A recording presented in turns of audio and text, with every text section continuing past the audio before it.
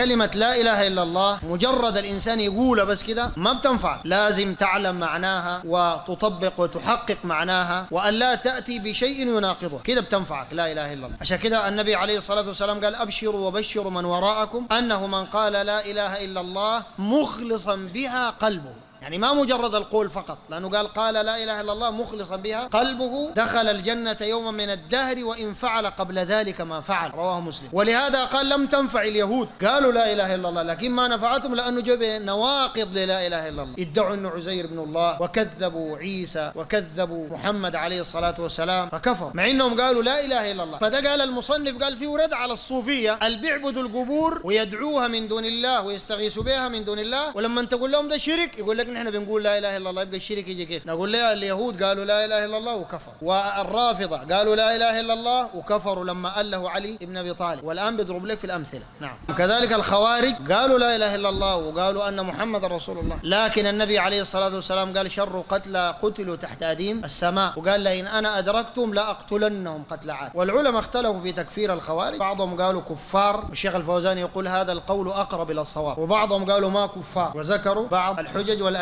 وبعض الصحابة كانوا بيكفرون زي أبو سعيد الخدري في صحيح البخاري، قال أبو سعيد رضي الله عنه قال النبي عليه الصلاة والسلام يخرج في هذه الأمة قوم يقرؤون القرآن إلى آخره. قال الحافظ ابن حجر وقال أبو سعيد في هذه الأمة ولم يقل منها، ففيه إشارة إلى تكفير أبي سعيد للخوارج. وصح حديث عن النبي عليه الصلاة والسلام في سنن ابن ماجه صحه الألباني عن أبي أمامة قال عن الخوارج شر قتلى قتلوا تحت أديم السماء وخير قتيل من قتلوا كلاب أهل النار قد كان هؤلاء مسلمين فصاروا كفارا. قال الراوي أبو غالب يا أبا أمامة أتقول هذا؟ قال بل سمعته من رسول الله، يعني الرسول قال عن الخوارج قد كان هؤلاء مسلمين فصاروا شنو؟ كفار. ودي من الأدلة القوية جدا على أن الخوارج كفار ما مسلم. عشان كده النبي عليه الصلاة والسلام قال يمرقون من الدين كما يمرق السهم من الرمية، مع إنهم قالوا لا إله إلا الله لكن ما نفعتهم.